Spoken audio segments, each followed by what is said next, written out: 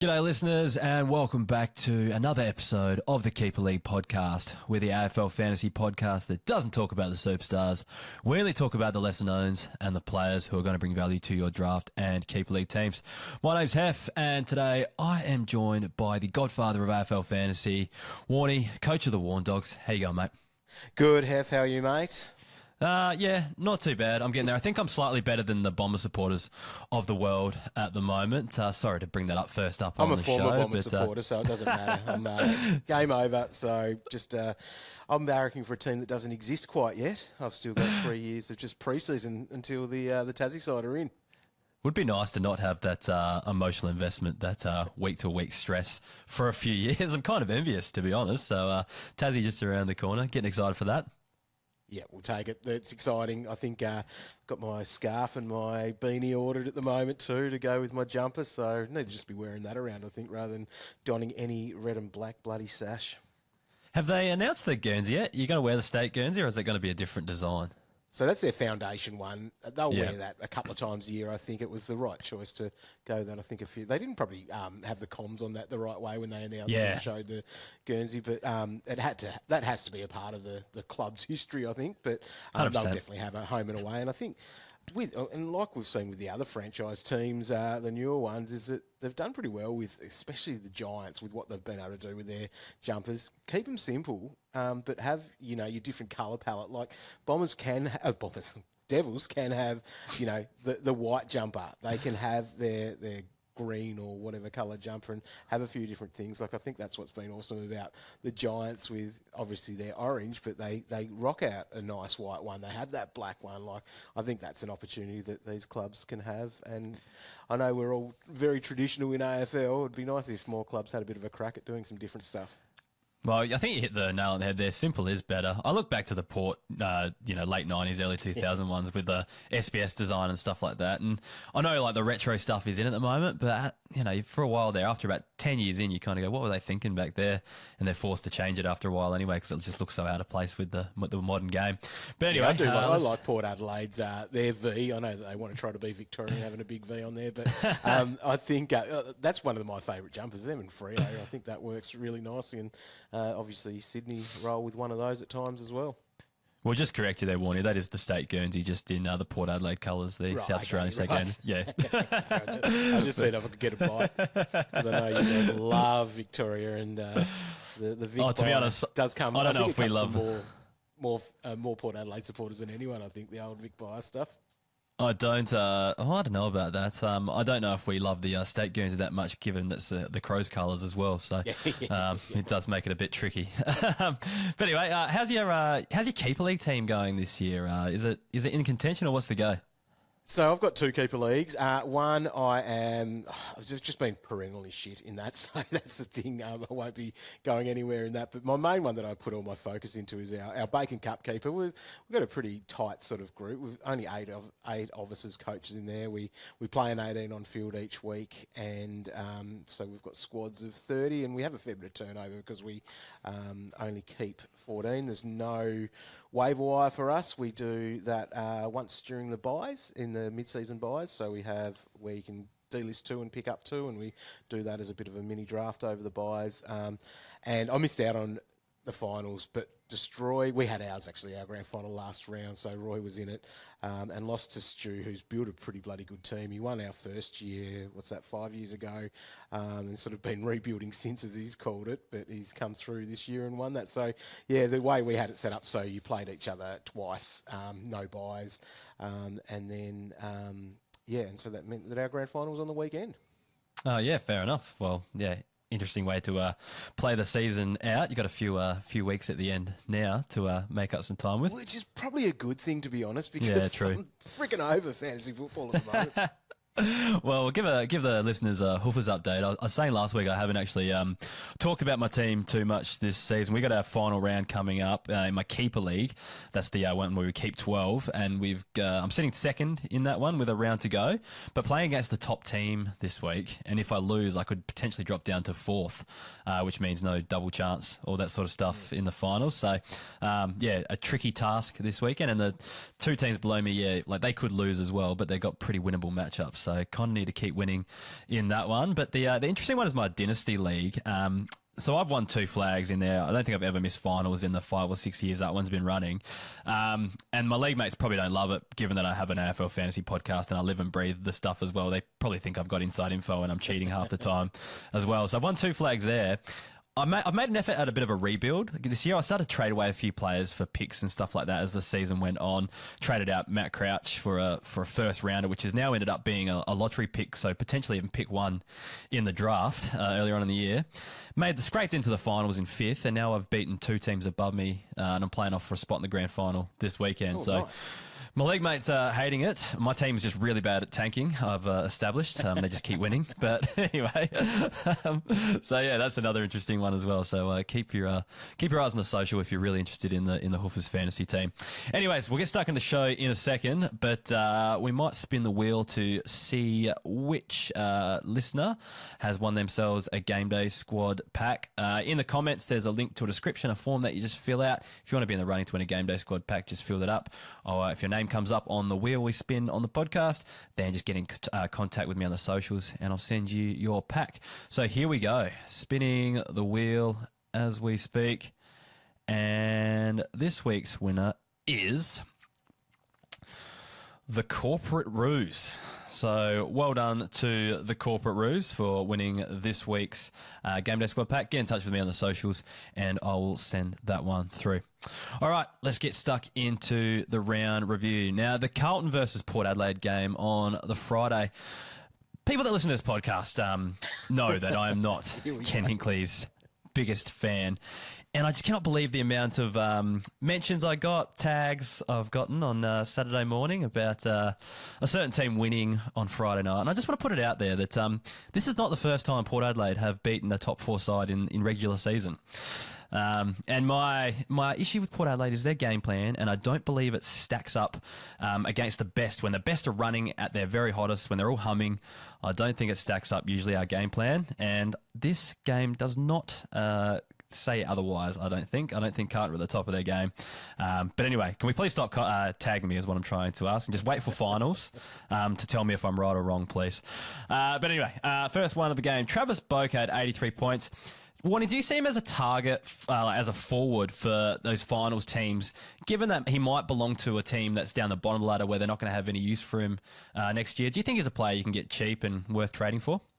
You possibly could. I guess it's getting to that really hard part of the season too. Like a lot of leagues might have it switched off now. You can't go and make any moves from here. But yeah, I think he is. He's a good player and someone that you'd like to have, especially if you are contending then, because Port, who have they got? They've got a couple of interesting matchups to come. So we've got Sydney, and then we've got Melbourne, then the Crows, then Fremantle.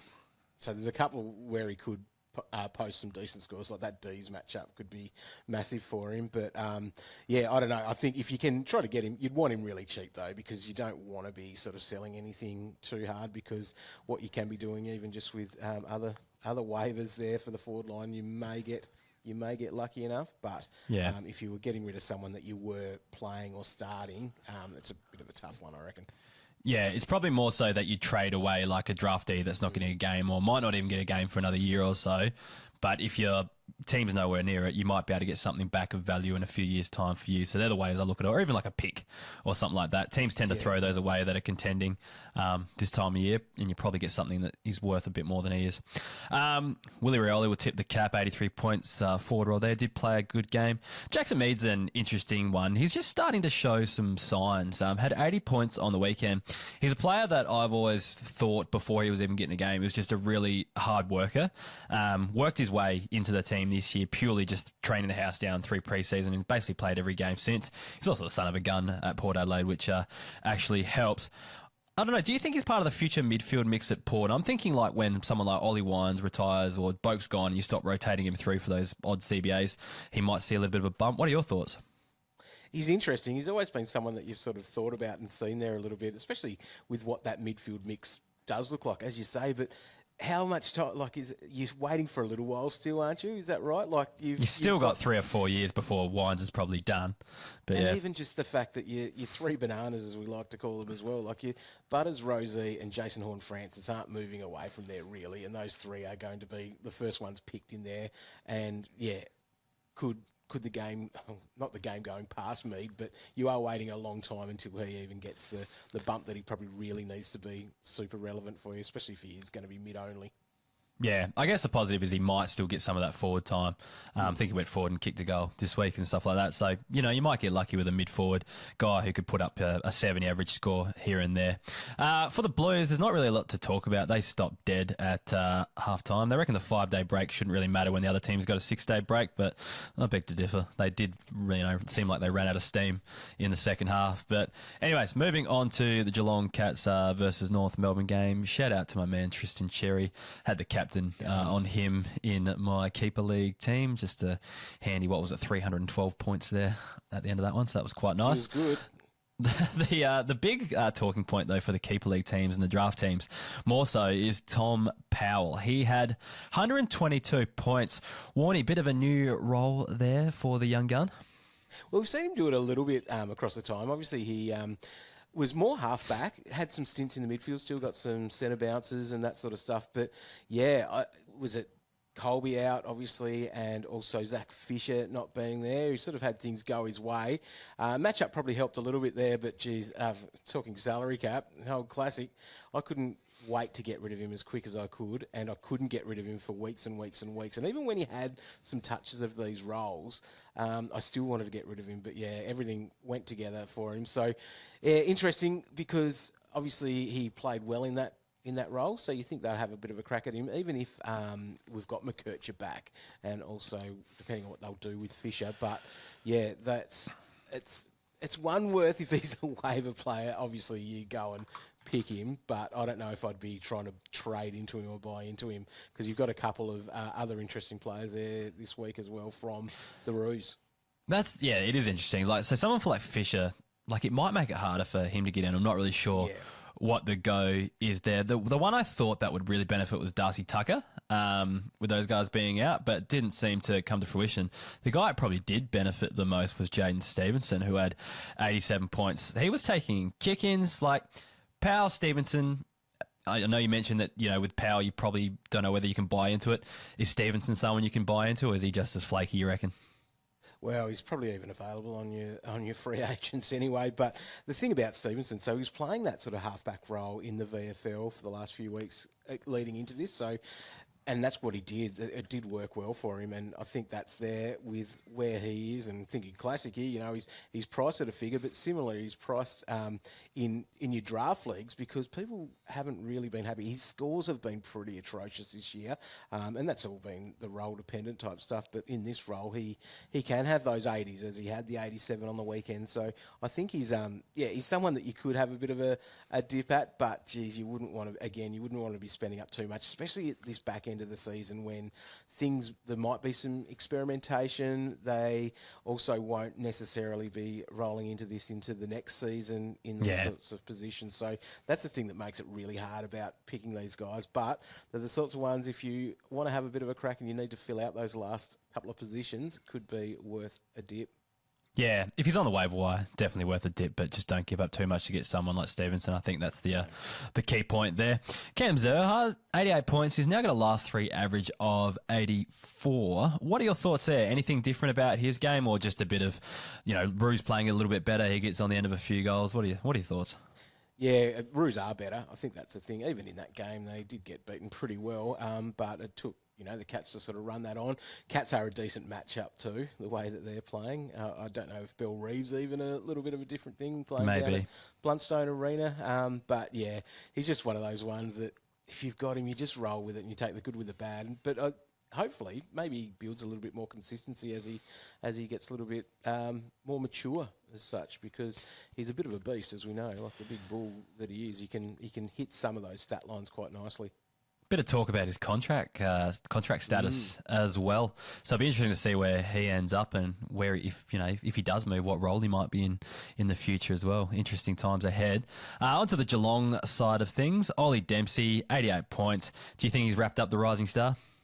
Oh, I think so. He should do. He looks very good. Like he can just, as you wrote in your notes there, finds ways to score. He kicked 3 goals from very sort of he took his opportunities for those. It was that one on the goal line that he was able to keep in and kick the goal from that. They're all very sneaky little goals. I was just cutting up the videos actually for our Michael Barlow medal stuff, and his 3 goals are all, you wouldn't have called them textbook sort of things that he did. No. But, yeah, the one that he slapped out of the hands and ended up on his boot, that was pretty crazy. Yeah, he's good at what he does. So, yeah, he's going to be awesome. So if he can hold on to the forward status as well, it's going to be nice for those a few years' worth of Dempsey for owners that bought into him early. Yeah, he's not the player that particularly the role you'd love for fantasy, but like we said, he finds ways to just get it done. I don't know if you expect huge scores from him or 80s every week even, but it's kind of like that player every 2 or 3 weeks he does pop up with a decent score that's definitely fieldable. Last month or so, he's been awesome. He had a 30 last week, but all the other scores have been really, definitely fieldable type scores. Yeah, that's it. Mark Blitzarves, 84 points, back into that ruck role. Do you think that's something that persists, or do you think they keep chopping and changing with their rucks? I think Stanley was going okay in the VFL as well. Yeah, I don't know. Emergency this week. Yeah. Would you want to be fielding any Geelong rucks? No, you're not. You're not going into it with any thoughts that that's going to happen all the way through. So yeah, it's a hard one. The Cats rucks, you just want to stay away from anything there and take the good with the bad. So if you did have your Sam de Conning going around, obviously it was nice to see what he was doing when he was getting the ruck time, but obviously didn't get the run in there this week. It was pretty funny on my stats on the website. The Geelong column actually broke because it was looking for the points for, and it couldn't find a ruckman because I hadn't played a ruckman in 5 weeks. So yeah, had to redesign that script because I couldn't find any rucks for Geelong. But anyway, Ollie Henry, tip of the cap to him. 2 goals, 81 points. No, Lawson Humphries, like 73 points. I think he had a low one last week and that huge ton the week before. Does he still look the goods off the halfback? Is he one you're banking on for the future? Yeah, he does. I like the look of him. It's been a good watch. He pushes up the ground pretty well. I think he tries to get himself involved in play a lot. That's something that you do like. There's that bit of thirst there. Shout out to Dossie on that one. But he does have that because they do find him. He takes marks and he's a part of a lot of the play. So that's something to look at. I did notice that he did get a fair way up the ground on the weekend as well. Yeah, seems to be that attacking type for the Cats as well. And I know they have a lot of those guys, but it's always good to see a young player coming through and one that had to bide his time in the VFL before getting the crack as well. But now he's playing consistently and playing well consistently too. On to the Q clash. That one just rolls off the tongue as per usual. But the big one was the big humper, Bailey Humphries. Well, it wasn't even that big. He only scored 75 points, but I think he got led to the ball a bit, kind of trying to do a bit of a job on Zorko that didn't really pay off. I think he won the medal again. But probably wasn't the most accountable role. Or probably didn't have a defender on him, like Zorko that's going to be accountable for him. Are your prospects for Bailey Humphrey, are you high on him? Do you think he's that Dusty Martin type that everyone compares him to, where he might have, an 80-plus season here and there? What are your thoughts on Humphrey? He might here and there, but yeah, it's not someone I think I can really back in too hard. So yeah, I like him though. I like him as a player. I think those first few that he did have into the game, into the system, were pretty good. But yeah, we probably need a little bit more time. I guess jury's out for me at the moment still. Maybe he needs to get the other sleeve done with a sleeve tail or something like that to be full Dusty. Darcy Wilmot, 114 points. Can we tick him off as a fantasy player now, or do we need to worry about someone like Kitty Coleman coming back in the future? What do you think?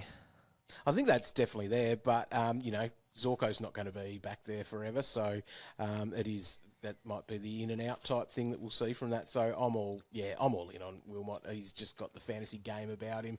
I think there's at times where he's still developing, I guess, in that to make sure that he's still defensive enough and all of that along the way. So but Wilmot he's a fantasy player. I think he's going to be high on radars for a lot of coaches to be picking up. And I'm sure he's in every keeper league at the moment, but he might be a little bit of a commodity for coaches. Yeah, I think so too. Maybe, I don't know, maybe the classic type one day, but for your draft and keeper leagues, like, you're crazy if he's not, on your list, and you've made him a priority when you do get to your drafts next year and stuff like that as well. Probably too good for the pod. Yeah, probably getting there. He just hasn't done the 380 plus in a row. That's the criteria. Speaking of guys who have done the 380 plus in a row, though, Cam Rayner, officially too good for the podcast. And each week it's been the same topic. It's Cam Rayner. We can't trust him. Doesn't play the right role. We've seen glimpses before. All that sort of talk. 107 points, sorry. I don't think it's about role or anything like that, but it's just about development as a player. I think he's just really hitting his stride and just turning into a gun, impactful player, regardless of where he's playing. Would Cam Rayner be a player that you're looking at because he's got the forward status, likely to keep it into the future? Would he be someone that you could even throw at a late season trade to, maybe stock up for your forward lines next year? What do you think? I've been a bit of a believer from the start, and I guess I've probably been let down. I guess he would have been one of my first picks in a keeper when he was coming through, and just you feel like he doesn't get the job done that well, but he's now starting to hit his straps. And I think the issue is that I felt like he's so versatile. Like, even I think in this preseason or one of the preseasons, they talked about a half-back type role, but he gets in there and gets some centre bounces, but he generally is that forward, and which we know can be sporadic. But if he is playing high and gets involved with the play, then that's where he can be all right. But scores of 100, like, that's something that we weren't really seeing even when he was getting a juicy role. So hopefully that development is working for him. Yeah, I've just got a feeling he's just turned a corner and he's just not a kid anymore. He's one of those senior players. And, could be, given the options that you've got up forward at the moment, especially thinking ahead to next year, he's going to be around the mark. Into his body. Absolutely. Ryan Lester, 98 points, probably tip of the cap, and there's a few injuries back there, so he probably gets a bit more responsibility, opportunity to take a few more grabs given who he was playing on, so more opportunity there. But the other defender I want to talk about is Jackson Pryor. So it was only his second game for the year, but had 83 points. They opted to play him over McKenna this week, and plays a similar half-back role. I don't know, do you know much about him, Warren, and do you think he's someone you could look for the future? Yeah, I guess the in and out that he has been in the side is something that sort of sways me against. But yeah, he looks like he can come in and score. I haven't really followed him very much at all. He's sort of been one of those players where I think defender has to play roles, that sort of stuff that just makes me feel like, you can't bank that one, especially with those lines, that changing back line. We've talked about the injuries there as well. Like, I think they've had the injuries for this week was one thing, but across the season too, and across the last couple of years, there's always been sort of not a settled back line is the issue.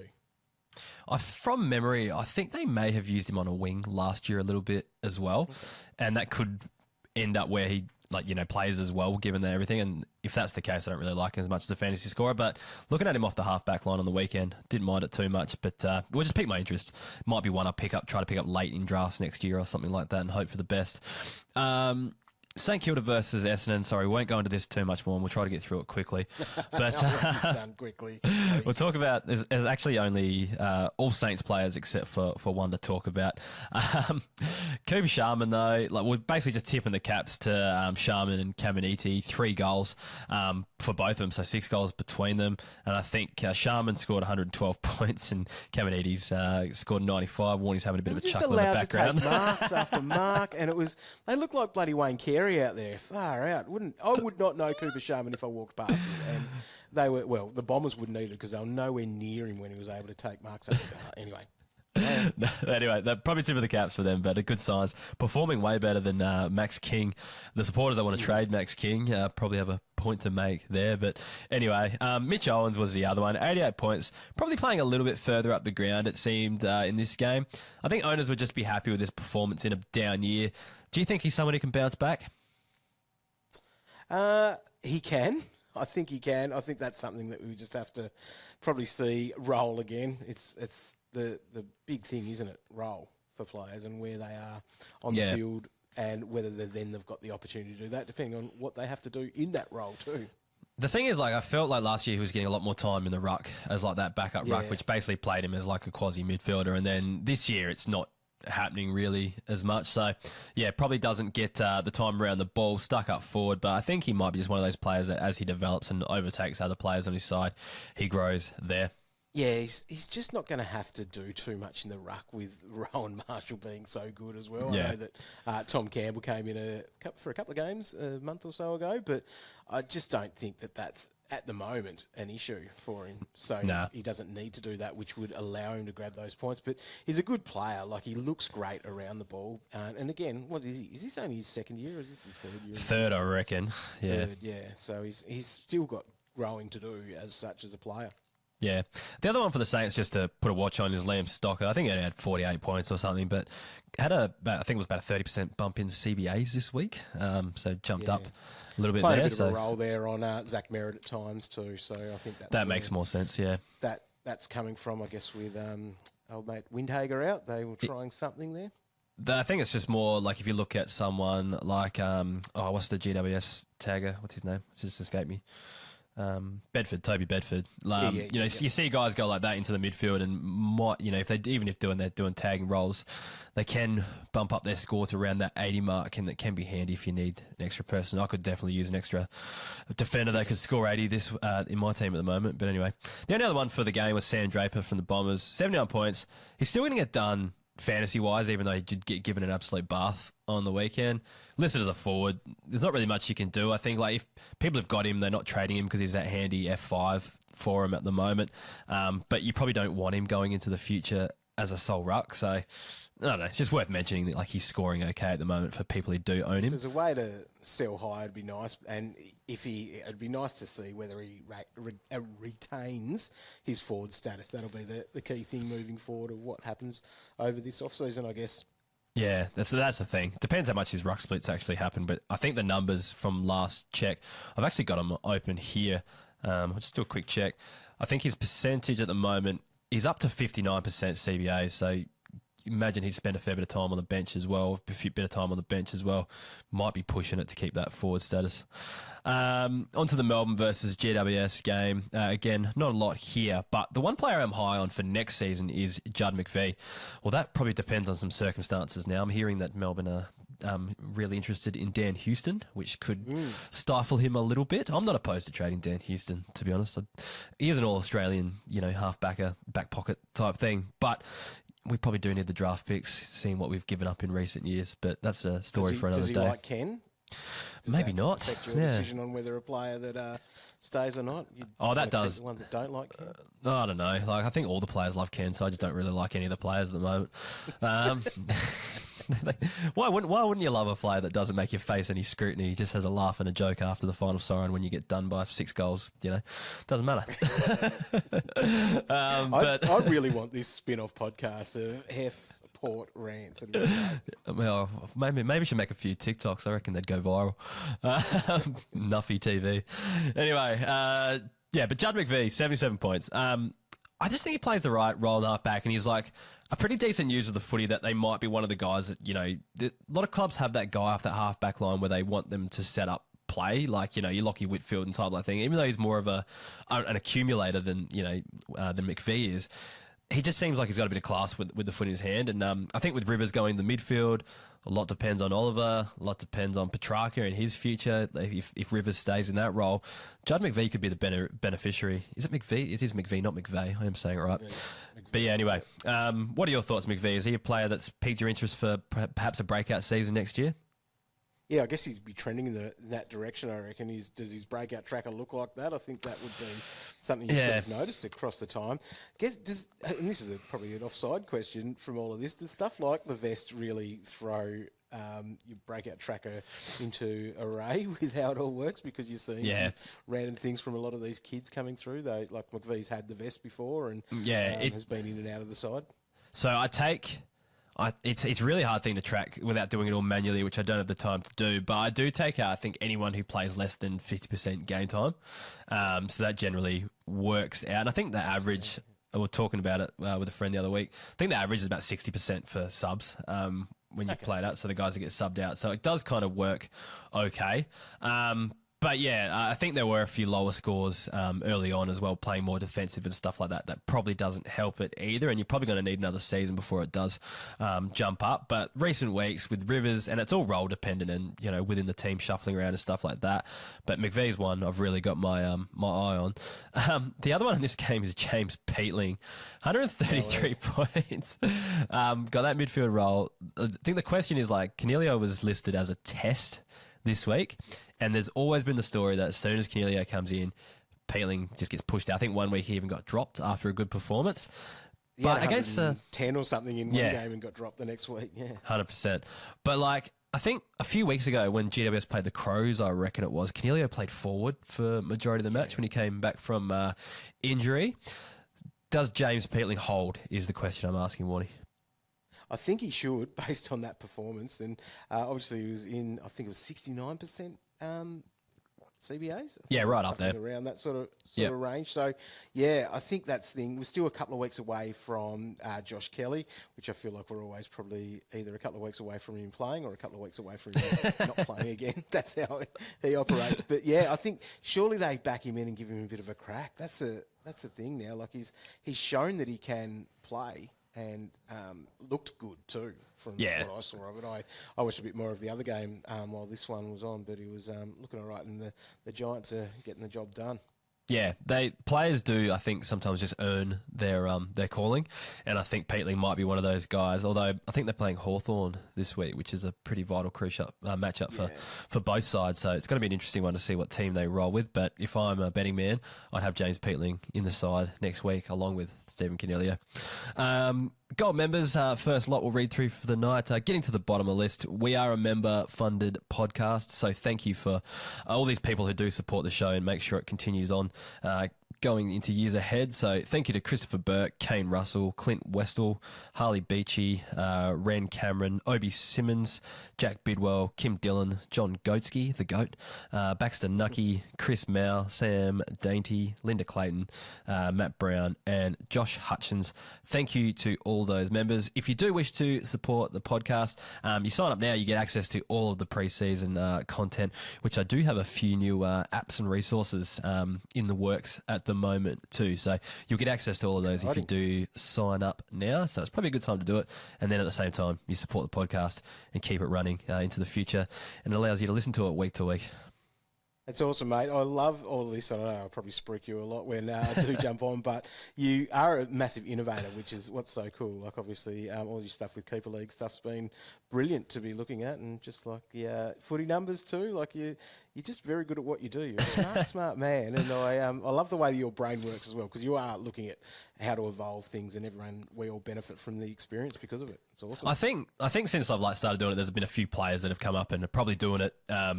Probably better than I am, to be honest. But it's just to be honest, I get bored with things, and then I just need to find a new obsession. Whether it's learning to scrape data, analyze it, start coding, or stuff like that.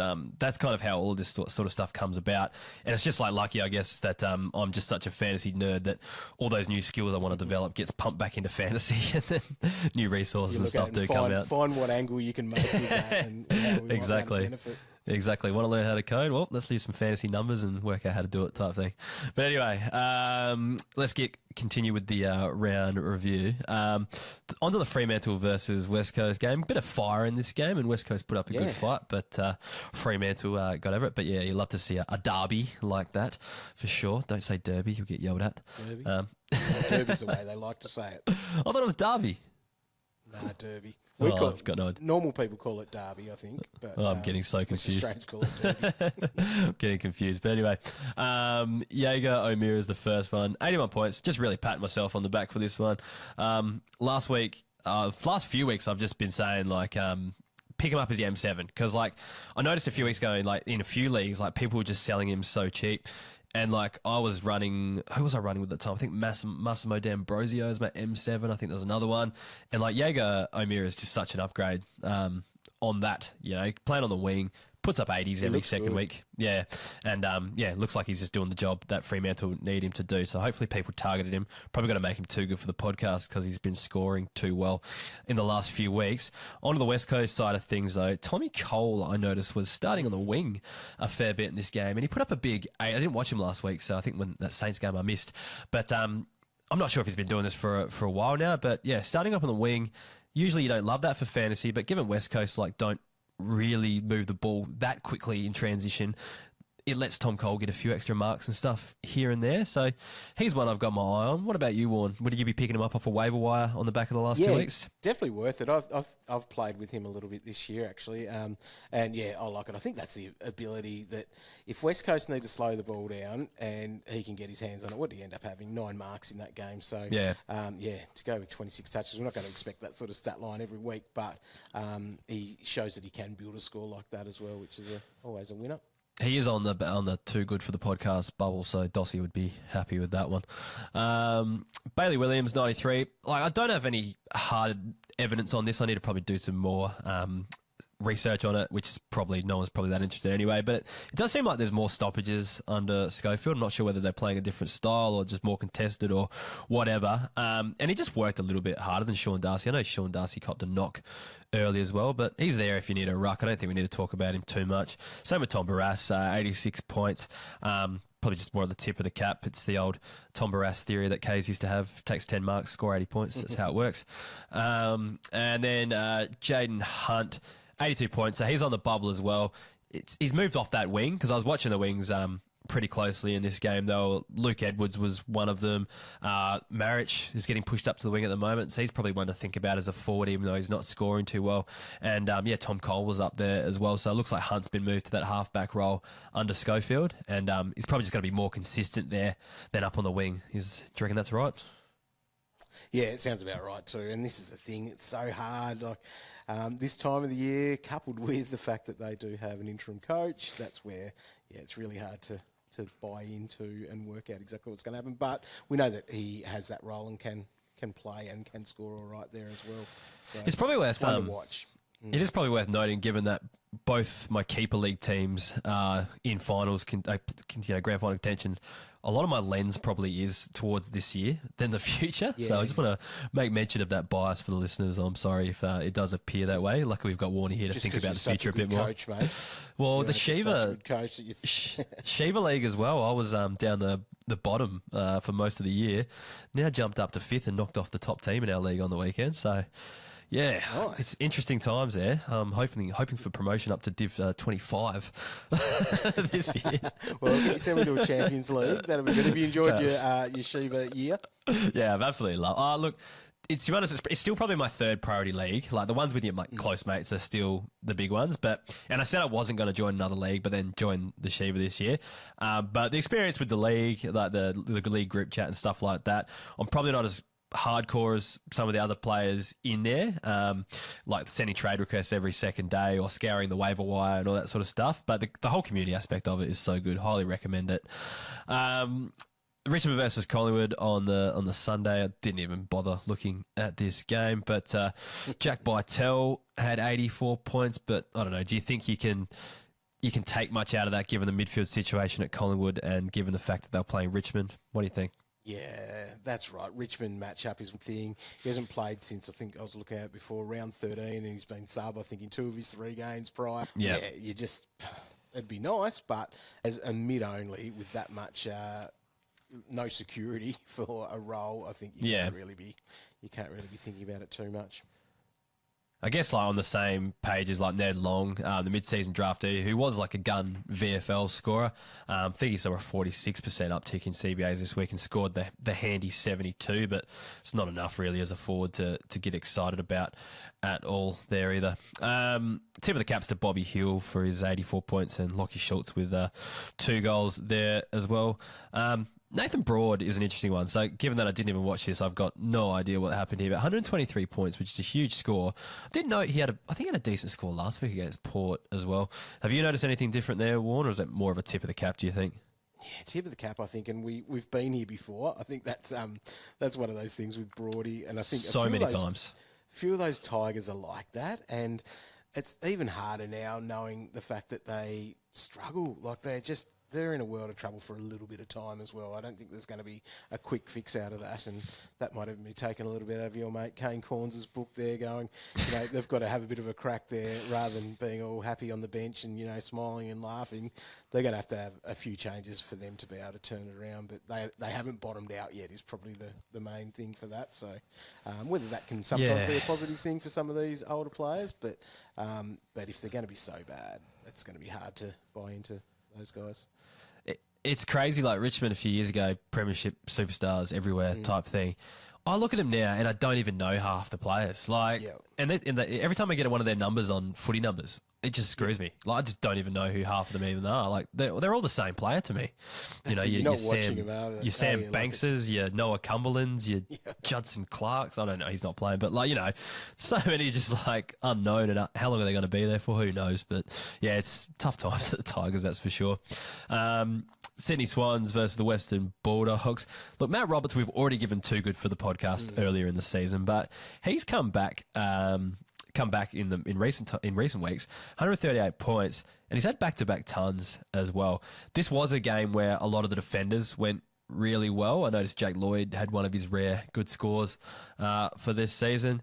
What do you think, just in a game where they were getting beaten more time in the back line, he just found the pill a bit more? Or do you think there's a shift in role for Matt Roberts? I think he's just finding the pill a bit more. He's given a bit of an opportunity to run and roam, but it might be part of that Bulldogs matchup with what they're doing there. I think when you're looking at the SCG, it's always an interesting ground for what you think about for fantasy. Sometimes you think it could work really well, or sometimes you think it could work really poorly, but he took advantage of that. I think the fact that he was able to... How many marks did he take in that game? He must have had a few there. I felt like, again, he even kicked a goal in that. Like, that's what his role did look like as such. Like, he went up there, 8 marks. But, 36 touches. It's bloody ridiculous, really, to see that sort of stat line. He's actually, because he was rookie priced in Classic, he's definitely pumped out the biggest score there of any of our rookie price players this year with that 138. And I think he was third on the list, actually, this week for scores for the weekend. So it was pretty massive. Yeah, 100%. I think I like him. He's just, if he can have that nice cushy role, which is what the Swans are moving towards with needing someone there. You've got your Lloyds and your Rampies that are all done. Lizard still has to play too much of a... he has to be a defender still. I don't think Roberts does that. But Roberts has even done some jobs as well at times. So, it's an interesting one. I like him a lot. But as you said, he's too good for the pod. And if you've got him, you're going to be quite happy because I think he started the year mid-only, didn't he? So to gain the defender status now, that's going to be a real leg up for any coaches that were able to grab him. Got him at pick 60 in the Dynasty draft this year. Nice. So that's the league where the league where only drop maximum of 3 list changes per year. One of those players where my league mates think I'm cheating because I get someone like him at pick 60, and he knocks out like the probably premiership favourite from earlier in the year on the back of a 138. But anyway.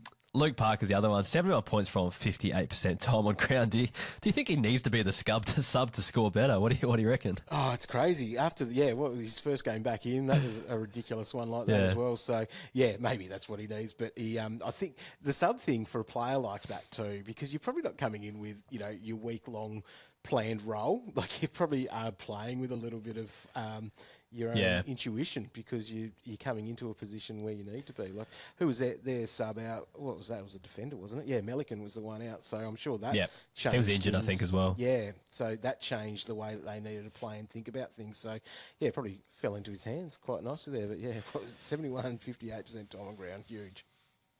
If you're a Parker owner, you've got that sub fear for the rest of the season because he's done it twice now where he's come on and even though they lost on the weekend, he's put in a pretty good performance from the sub, and whether that's just being fresher because you're only playing half of footy or whatever, he seems to be doing that role pretty well. And I'm a Parker owner right now. I'm scared, and we play full lockout as well. So I'm scared to start him in my side because I got caught out this week. Luckily, put up 71, which is still decent for him. But do you reckon there's some fear factor there for the sub?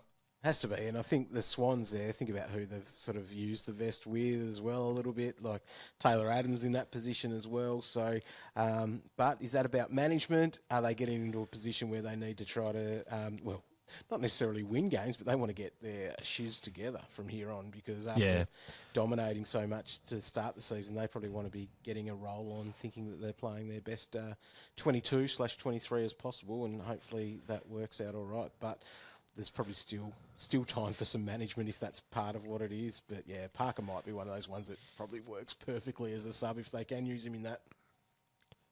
From memory, I think Sydney have the next 2 Friday night games, or early on in the week at least.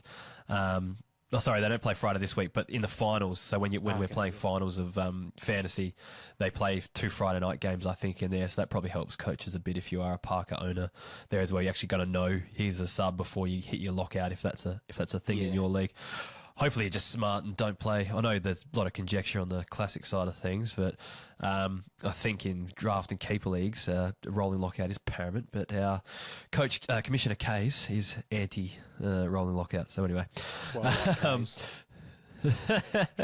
even in the draft leagues, you're a lockout man in the draft leagues. No, I don't mind it in draft, mainly because for me, and this is probably part of it selfishly, is that sometimes my draft leagues, because I'm in a few of them, is that they can go down the pecking order of my time at times. So like that Saturday morning, go and set things and hope I haven't screwed anything over on the Friday night, or if there is that little thing. But it's like that, and I'm sure you probably feel the same as well. You have that many players bouncing around your head, and you go, oh, no, I've got him somewhere, and you've got to freaking work out where that is sometimes.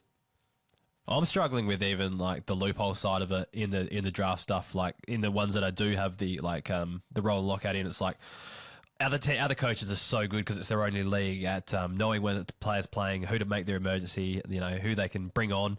I'll set a loophole, but then realise I won't have a player of that position to be able to bring on to like take them. You know what I mean? So you got too many players and too many leagues and that sort of stuff. On the dog side of things, Ugle Hagen, 83 points. That's auto qualifies for too good for the podcast. He just keeps kicking goals. Probably more of a super coach scorer at the moment, because I think he's going bigger there. Surely he can't keep up with 4 goals per week for the classic side of things, Kenny?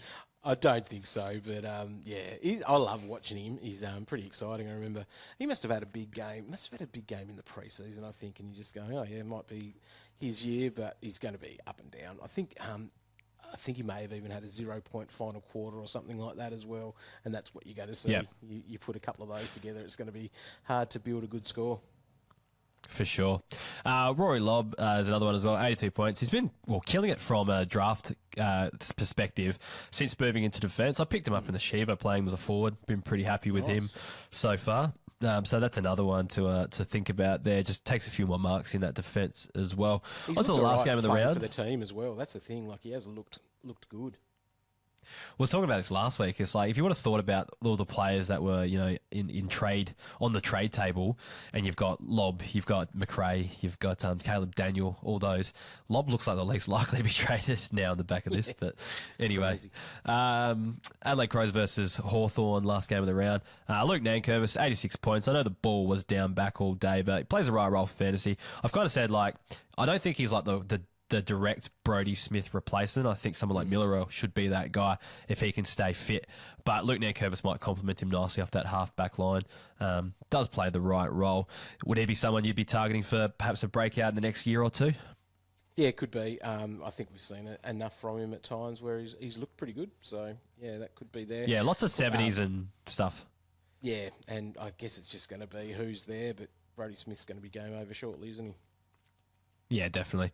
And on to the Hawks. Not a lot to talk about here from a fantasy perspective. Oh, sorry, there's one more for the Crows. Dan Curtin had some midfield time when he came on. I think he was used to the sub, but a lot of talk about him in the preseason. Just hopefully he gets a bit of a run soon.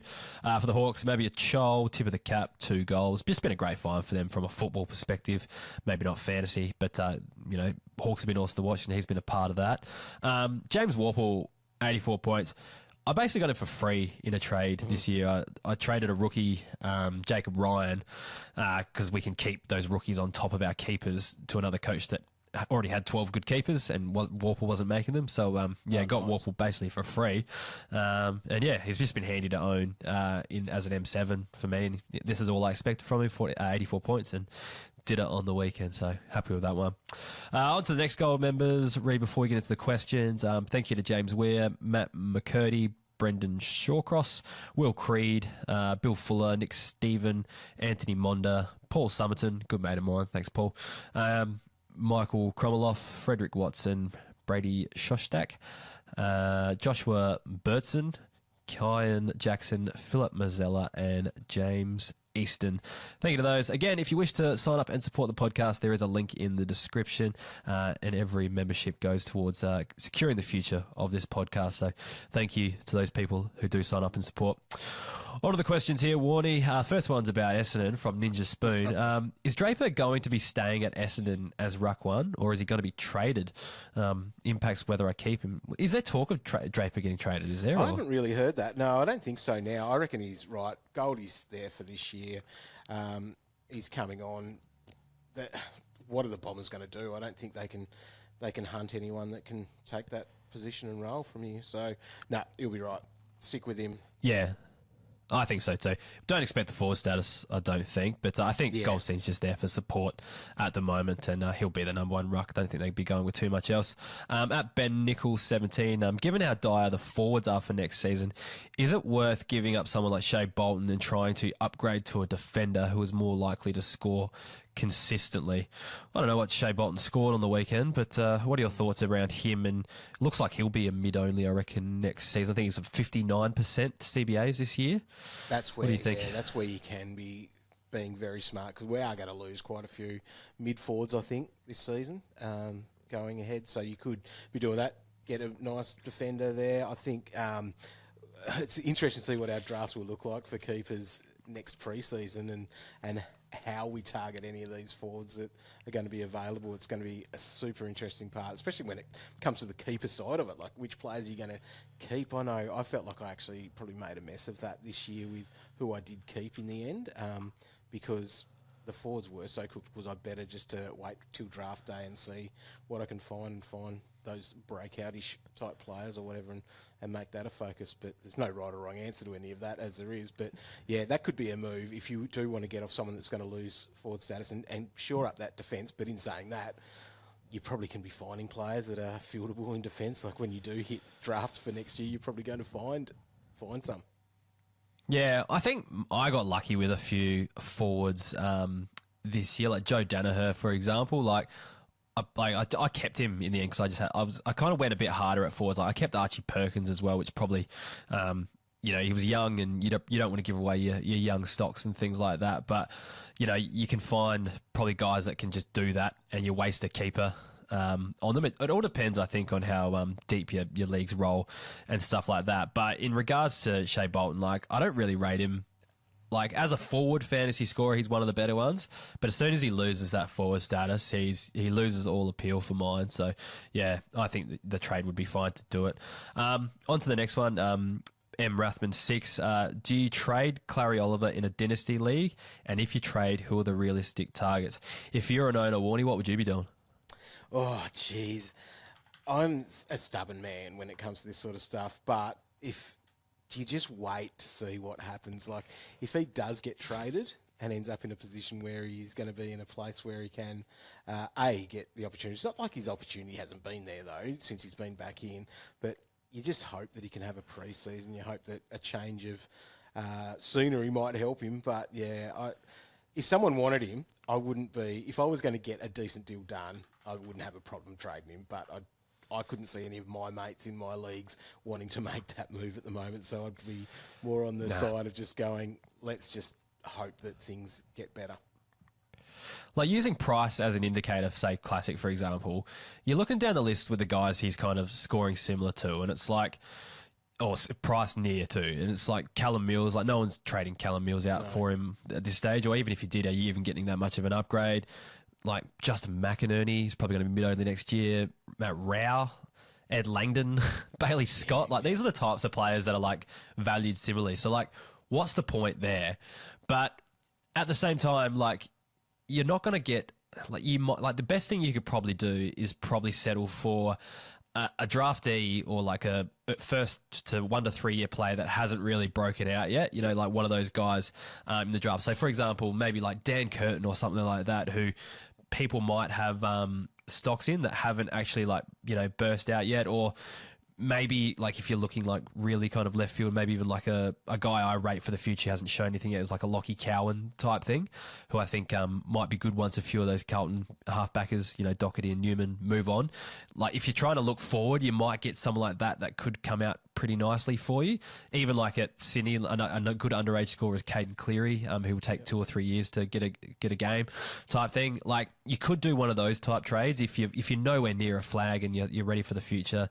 But I think that's probably the best you're going to get at the moment, or you're settling for one of those Bailey Scotts. Hard one to sell, that, isn't it? That's a really hard one to sell, and you are setting yourself up for maybe a little bit longer to challenge for that flag. But it could be understanding and this is Keeper League 101 stuff, but understanding your opponent's lists and where he might be able to fit in, and you might be able to snag something back that could get you there. But it could be the fact that you are buying yourself into a couple more years of waiting.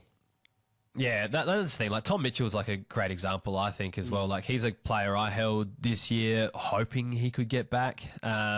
Didn't. And he probably will be put back in the draft pool this year in my league. But at the same time, like I've picked up someone like Sam Durham in the draft itself, like this year, so cheaply, who is now like a keepable range, or at least going to score as well as what Tom Mitchell did over the last 2 years as well. And I've got years ahead of him. He's a young player as well. So it's not all doom and gloom if you draft well as well. So you're probably better off just holding these guys and just hoping that they can bounce back. And then you've got both, for the future. So I'd be holding because his value is so low. We talked about Broad in the podcast. Major Vanderbilt's another him, so I don't really need to talk about him. At Siegs, who was, I think, beat me in the song contest in the Shiva, wants to know, is Connor McDonald nailed on top 6 forward of the future? Yeah, good call. I think he keeps his forward status, doesn't he? So can be there. And with the Hawks just improving, which sucks for the rest of us, but I think he's up there. He's going to be in the top. He'll be definitely an F1 to 2 for our keeper leagues. Yeah, I 100%. Like, I love players that are forwards and score. Like your Toby Greens, and will consistently be like your Toby Greens of the competition. And just like trying to think, there's Dylan Moore. Dylan Moore. I was going to say, he's probably in a similar mould of that. Yeah. I guess the issue is like you've got a few there that might take points off each other, but I'm not worried about that too much. He was an elite talent as a junior. And like I said, he's going to keep forward status for years to come. They're worth their weight in gold, those guys. They can be just as handy as taking that superstar, but loses the forward status. Like you may take a 10, 20 point reduction in terms of what they are when they compare them head to head. But with that future forward status in mind, it can make them just as valuable as well. And then Richard Eliadis wants to know, he's pointed it out before we even mentioned it, Ugelhagen and Rayner, too good for the podcast. Do we think they're coming back, or do you think they're keepers? So for me, I'm Ugelhagen probably comes back eventually, but I think Rayner could be one of your better forwards that you keep for next year. What are your thoughts? Yeah, I guess obviously it depends on your list size, but they are possible keepers there, especially even Ugelhagen. The thing about him is that depending on what your health of your list is like with forwards, do you want to sort of bank in a guy that's possibly that 70 to 80 guy anyway? So you can have him, but Rayner's definitely a keeper, I think. I assume he's keeping his forward status, but yeah, that's the thing. Ugelhagen, I think he might be one that could end up being a nice bit of a keeper for you. Just depends on who you're losing on the other side of who you're not keeping as that fact. Yeah. But I know he would be snapped up pretty quickly in a redraft. You're probably right, because we always see key forward and we get grossed out. But then, you've got Charlie Curnow, who we've liked this year, who's been fine, or been awesome, really. Always kicks a few bags. But then we've had Joe Danaher, key forward, that's scored okay for us. There's always a few in there.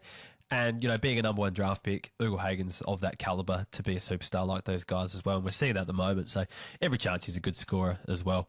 I just think he might come back to the podcast when he doesn't kick 4 goals this season, that's all. The last one from Taylor Q wants to know, is Richards going to keep defender status? And I looked at it and I think he's pretty close. I think he's at, sorry, I'm looking at the wrong thing here. Richards.